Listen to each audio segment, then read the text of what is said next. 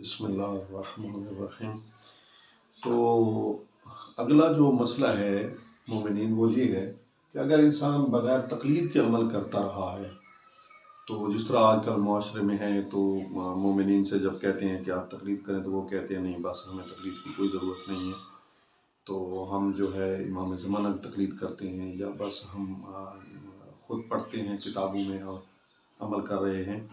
تو جہاں تک امام زمانہ کی تقلید کا تعلق ہے تو وہ یہ ہے کہ شریعت میں امام نبی کی بیعت ہوتی ہے، تقلید نہیں ہوتی۔ تقلید آپ اس کی کرتے ہیں جو آپ میں موجود ہے۔ ٹھیک ہے امام زمانہ موجود ہیں لیکن وہ ہمارے سامنے ظاہر نہیں ہے، وہ باطن میں ہیں۔ جب ظہور فرمائیں گے، تشریف لائیں گے تو ہم ڈائریکٹ ان سے مسائل پوچھ سکیں گے، لیکن اس وقت وہ پردہ غیب میں ہیں۔ اللہ کے حکم سے جب تشریف لائیں گے تو تب وہ دنیا کو عدل و انصاف سے بھر دیں گے اور ان کی بات جو ہے نا ان سے ہم ڈائریکٹ پوچھ سکیں گے۔ لیکن اس زمانے میں اسی امام نے حکم دیا ہے علیہ الصلوۃ والسلام نے کہ آپ جو ہے ہمارے جو راوی ہیں، ہمارے جو حدیث کے راوی ہیں، جو مجتہدین ہیں، جو علماء ہیں، ان کی طرف رجوع کریں اور ان سے مسائل پوچھیں۔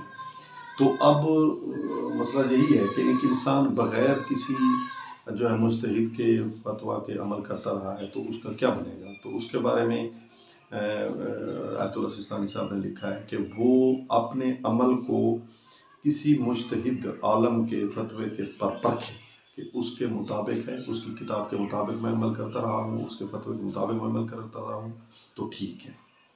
اگر نہیں کرتا رہا تو پھر اس مجتہد کی طرف رجوع کرے، اس عالم کی طرف جو موجودہ زمانے کا ہے اس کی طرف رجوع کرے اور اس سے پوچھے کہ میں اسی طرح لا علمی میں رہا ہوں، میں جہالت میں رہا ہوں، میں کسی مجتہد کی تقلید نہیں کرتا رہا، تو اب میرے لیے کیا حکم ہے؟ تو اس کی دو صورتیں ہوتی ہیں، بعض میں جو اعمال کیے ہیں ان کی قضا واجب ہوتی ہے، بعض میں واجب نہیں ہوتی، تو وہ عالم بتا سکتا ہے۔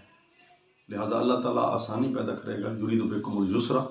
تو آپ اگر کوئی ایسا بہن بھائی آئے جو تقلید نہیں کر رہا اور نماز، روزہ، حج، زکوٰۃ اور تمام اعمال بجا رہا ہے تو وہ کسی مجتہد کی، جس طرح آیت اللہ سستانی صاحب ہیں، مدث اللہ العالی، اور حافظ بشیر صاحب ہیں، تو ان کی توضیح کے مطابق جو ہے نا وہ اپنے اعمال کو چیک کریں۔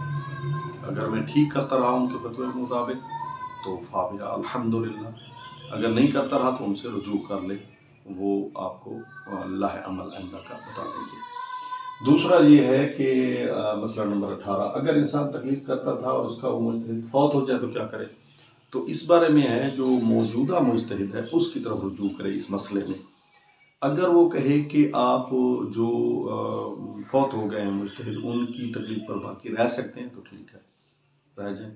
اگر وہ منع کر دیں تو پھر جو عدول کر جائے یعنی پھر جائے اور جو زندہ مجتہد ہے، عالم ہے، اس کی طرف چلا جائے اور اس کی تقلید شروع کر دے۔ دوسرا یہ ہے کہ مجتہد کے فتویٰ کو معلوم کرنے کے کتنے طریقے ہیں؟ 4 طریقے ہیں۔ مجتہد کے فتویٰ کو معلوم کرنے کے 4 طریقے ہیں۔ پہلا طریقہ یہ ہے کہ خود اس مجتہد سے انسان مسئلہ سنے۔ دوسرا یہ ہے کہ 2 عادل عالم جو ہے وہ گواہی دیں کہ اس مجتہد نے یہی مسئلہ بیان کیا ہے۔ تیسرا یہ ہے کہ ایک عالم عادل ثقہ جو ہے بیان کرے۔ چوتھا یہ ہے کہ انسان اس مجتہد کی کتاب میں خود مسئلہ پڑھے۔ یہ 4 طریقے ہیں جن سے انسان ایک مجتہد کے فتوے کو معلوم کر سکتا ہے۔ اگلا مسئلہ ہے اپنے مجتہد کو چھوڑ کر دوسرے مجتہد کی طرف رجوع کر سکتا ہے؟ نہیں کر سکتا۔ اپنے مجتہد کو چھوڑ کر دوسرے کی طرف رجوع نہیں کر سکتا۔ البتہ انہوں نے ایک مسئلہ یہ لکھا ہے کہ رجوع نہیں ہو سکتا۔